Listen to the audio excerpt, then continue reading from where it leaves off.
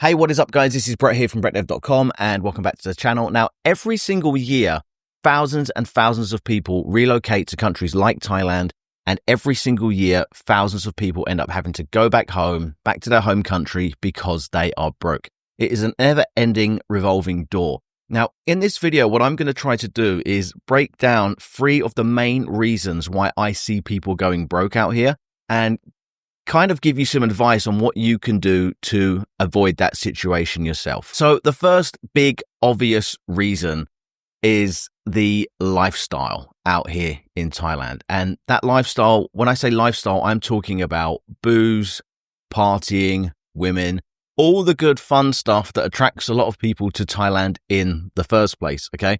Now, it's all well and good when you come out here and you're on holiday to kind of indulge in all of that stuff, to have a good time, to go to places like Bangkok, Pattaya, Phuket and all that.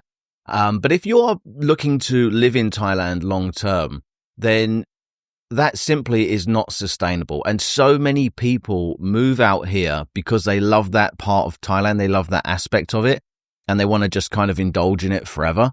But it's pretty much a recipe for disaster, okay? This is, like I said, it's a pretty obvious one. However, so many people fall into this trap. I've seen it time and time again. I've seen literally hundreds of people move out here and just go absolutely broke from going to the bars and from drinking too much. And to top it off, you know, when you drink out here in Thailand, when you go to bars, particularly if you go to like lady bars and, you know, you go to all of those different like red light areas in Thailand, you know, it's not cheap. Alcohol out here, people think Thailand's cheap, and Thailand is cheap for many things.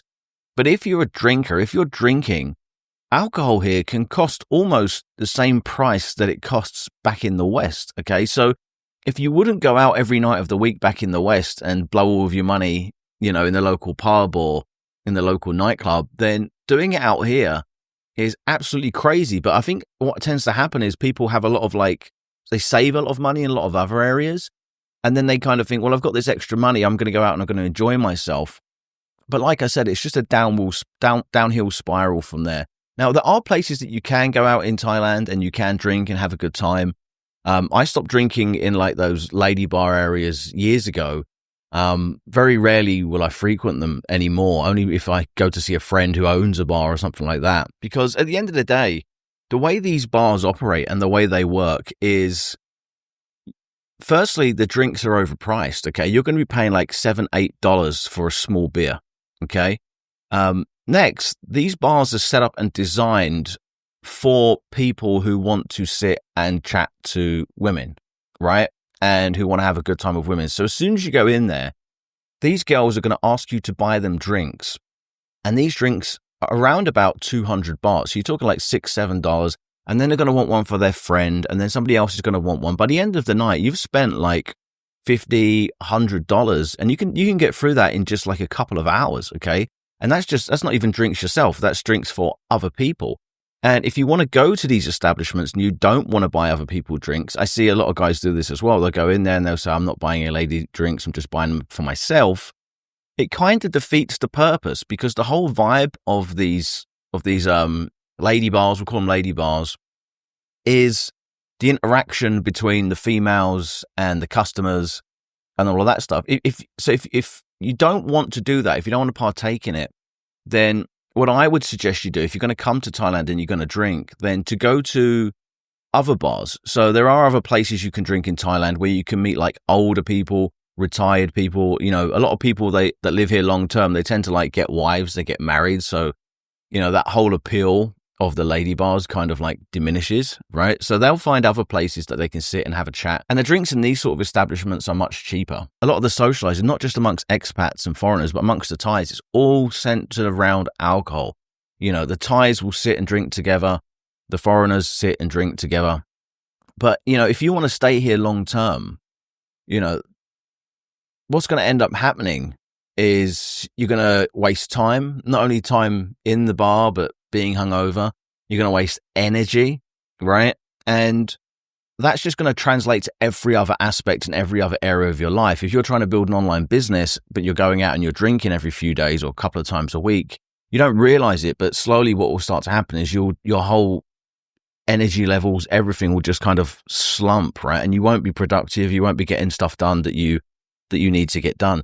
Now, I speak about this with a little bit of experience over the years. Now, I could make a whole video on drinking in Thailand. Fortunately, I've never gone completely off the deep end. The maximum I've ever gone to is like going out once a week. But even then, it really, it takes a toll on your whole energy levels and everything and your productivity. So, but that said, if you are a drinker, I would honestly advise you not to come to Thailand and not to indulge in it, because, it's like I said, it's a recipe for disaster, and it will clear your bank account out pretty quick. Now, the second reason I see people going broke in Thailand is by getting financially entangled with the wrong partner. Now, all of these points that I'm making in this video, they could be videos of their own. So by all means, drop a comment down below if you want me to make a deeper dive video on any of these topics. But, a lot of guys come out here, they meet a woman, and in Thailand, I'll basically break it down what happens most of the time. Most of the time, women here are going to want a farang to support them, a farang being a foreigner, okay? A lot of people talk about, I made a video a couple of years ago, I met a girl, and within like a week or two, she'd already moved all of her stuff into my house. They tend to move pretty fast and kind of latch onto you, okay? And a lot of guys are like, oh, okay, this is nice, this is cool. They'll start, giving the girl some money, something like that. And the next thing they know, they've got a huge expense going out every single month. Some guys even will meet a girl and they will pay her almost like an allowance, which I think is very weird. They'll pay her like a monthly amount of money. Going back to the first point, if you meet a girl in a bar, this is almost certainly going to happen, okay? Those bar girls are there to make money and to get money out of you, not just in the bar, but if they can make you think that you're dating them and to give their money every single month, then they will. I've heard of girls making 150, 200,000 baht a month from different guys that are sending her money and things like that. Now, that's not to say that all Thai women will do this. I also know people that have met Thai women that work. I've met foreign guys that have met Thai women that support them, that go to work and look after them, right? So it's not across the board. But, Thai women will want you to support them. And I think, there's nothing wrong with that. You just need to be very careful and make sure that you can afford to do that. I wouldn't take the approach of like, oh, you should never ever give a Thai woman money. She should support herself. It's a very Western mentality. A lot of guys come here. That makes me laugh because a lot of guys come here, with the view that they hate the liberal West. They hate how liberal it is. They hate how men are being pushed aside. I'm going to go and move to Thailand. And then they come out here, they meet a woman, then they're like, no, you should go work, do it yourself. So it's like, you can't, have your cake and eat it. I don't think there's anything wrong with supporting a woman. But you need to just make sure that you are in the financial place to do it, okay? Firstly, don't do it if it's a girl from a bar because you're just getting fleeced. But if you do meet a nice woman and she does, and you do want to give her money, she doesn't like demand it or doesn't expect it. And if you do want to, then that's perfectly fine. It's your money. You can do whatever you want with it, okay? And you would do the same thing in the West anyway. If you got married or if you had a girlfriend in the West, you might help them out in that regard as well. Like I said, there's nothing wrong with it. You just got to be very, very careful to not get entangled with a woman that only wants your money. And that, unfortunately, is all too common. And a lot of the time, it doesn't even come from the woman. It can come from their family, okay? So sometimes, a lot of Thais can be very greedy, okay? Greed is a huge characteristic, unfortunately. It's one of the more negative characteristics in the Thai culture. But these women, they go to work or they meet somebody, and it's not really even them that are asking you for money. It's the family putting pressure on them to get money out of you, and it's pure greed. And if you find yourself in a situation like that, then you need to get out of it, okay? Like I said, there's nothing wrong with supporting your wife or supporting your girlfriend to the extent that you want to do so. But when you find yourself in that situation and you think it really is like coming from the family and it is greed, the angle that they're coming at is greedy, then you need to be very, very careful because, like I said, if you don't have the funds to do so, you're going to go broke pretty fast. And again, I've seen people so many stories. I've seen guys buy houses, right? Houses for people and, lose it. Okay. There's lots of stories like this. The worst is guys that have low self-esteem issues. Just like I said, don't come here if you have an alcohol issue, or don't come here to find a girlfriend if you have low self-esteem issues, because those are the guys that typically fall victim to this. And even though they know what's going on, they will still do it. They'll still pull out their wallet, pay money. A lot of people think that it's like very easy to get a woman here in Thailand, but at the end of the day, if you've got low self-esteem, if you're not particularly attractive, and you're walking around with a really hot woman in Thailand, you got to be sensible. It's not because of you. You know what I mean? It's genuinely because of money, right? If you can't get a girl in the West, then you're probably not going to get one here that actually is with you for you. You know what I'm saying?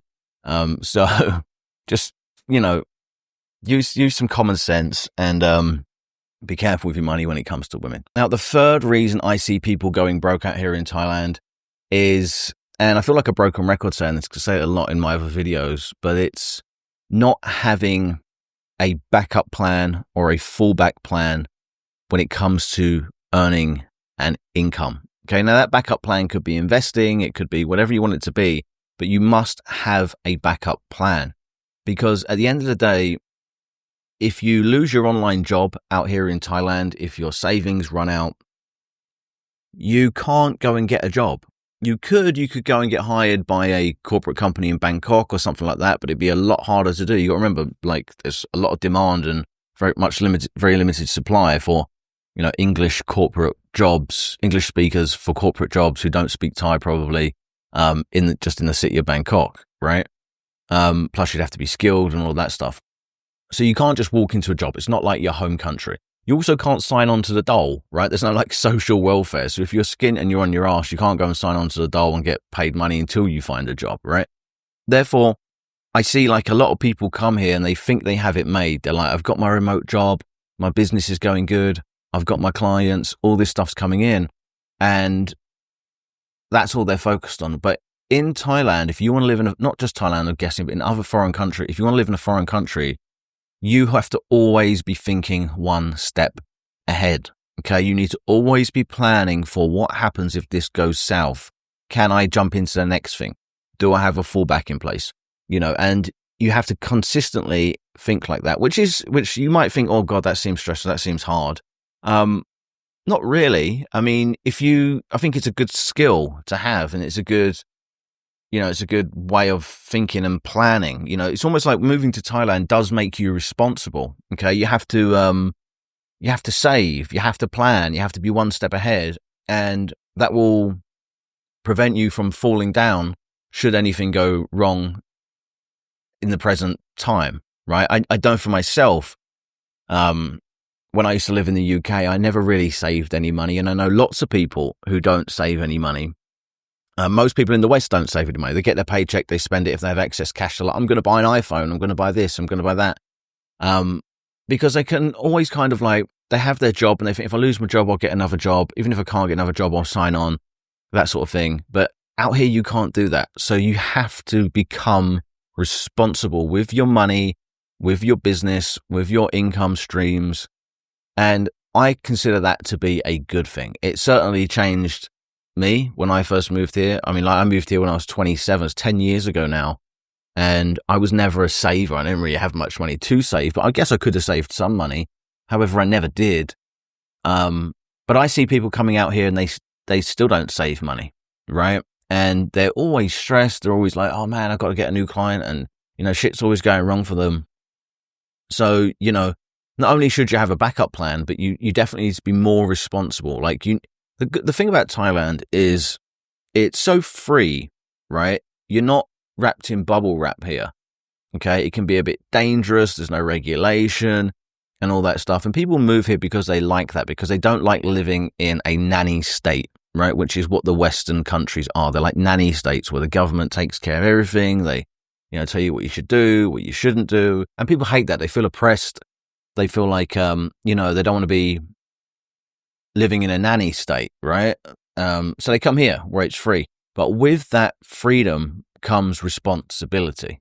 You understand? So you have to be responsible for your income, your next move if your job goes south, your savings, all of that stuff. So you got to be a lot more responsible. If you're not responsible in that regard, then you're going to go broke pretty quickly. Okay, you need to kind of like grow up a little bit when you come out here. Which, if you take a look at the 3 points that I've just mentioned, you know, the 3 things that make people go broke: crazy nightlife and partying, women and wanting to take your money, and not being like having no backup plan for, you know, your job and your income and things like that.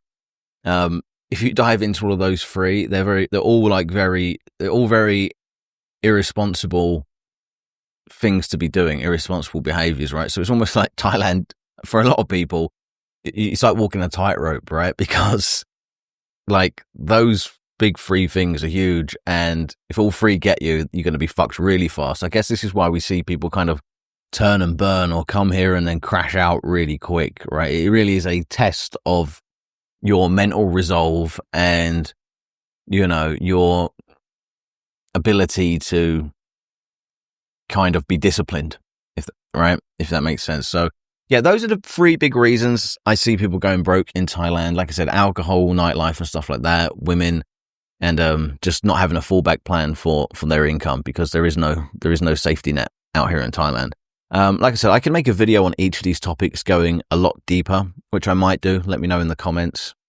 And also, let me know in the comments how have you seen people kind of crash and burn in Thailand? Like maybe you went broke out here yourself, and, you know, maybe you've got a lesson to share. I think this will be a really helpful comment section if you leave it down below, because I'm sure there's going to be lots and lots of stories. But that's all for this one, guys. If you like this video, then make sure you check this one out here. And if you want to get insider advice and chat to people who actually live out here, then check out my online community over here. That's all for now. Take care.